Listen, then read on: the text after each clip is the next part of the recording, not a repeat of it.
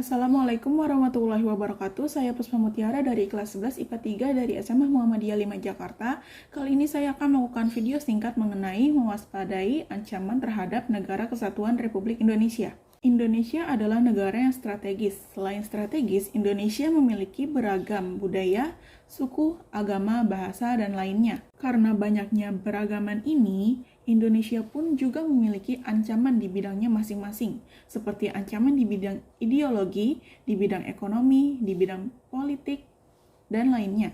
Menurut Undang-Undang Republik Indonesia Nomor 17 Tahun 2011 tentang Intelijen Negara, ancaman adalah tiap upaya, pekerjaan, kegiatan, dan tindakan baik dari dalam negeri maupun luar negeri yang dinilai atau dibuktikan dapat membahayakan keselamatan bangsa, keamanan, dan kepentingan nasional di berbagai aspek.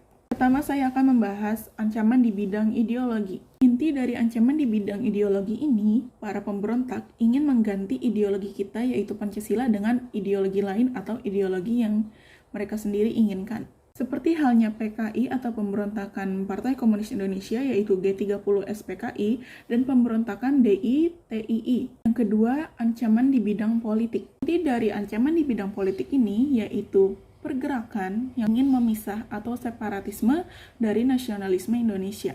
Seperti halnya Republik Maluku Selatan atau RMS, Gerakan Andi Ajis, dan Permesta. Yang ketiga ada ancaman di bidang ekonomi.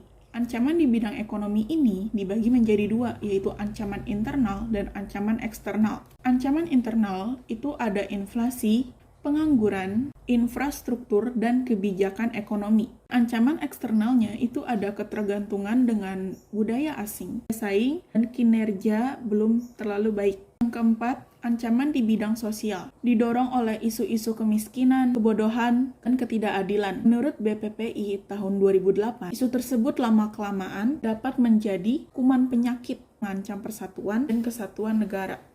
Dan yang kelima ada ancaman di bidang budaya.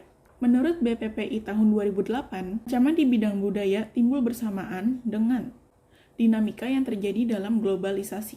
Dan yang terakhir ada ancaman di bidang pertahanan dan keamanan. Ancaman militer menurut BPPI adalah ancaman yang menggunakan kekuatan, senjata, dan terorganisir yang dinilai mempunyai kemampuan membahayakan kedaulatan negara.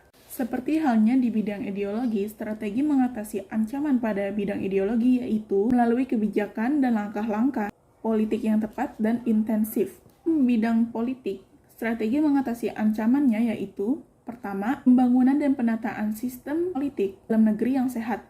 Dan yang kedua, mendinamisasikan strategi dan upaya diplomatik.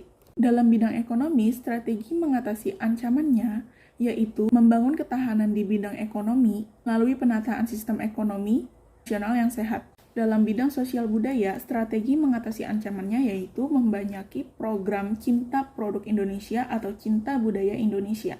Yang terakhir, strategi pengamanan dalam bidang pertahanan dan keamanan itu adalah strategi pertahanan yang efektif. Sekian video singkat mengenai mewaspadai ancaman terhadap Negara Kesatuan Republik Indonesia dari saya. Wassalamualaikum warahmatullahi wabarakatuh.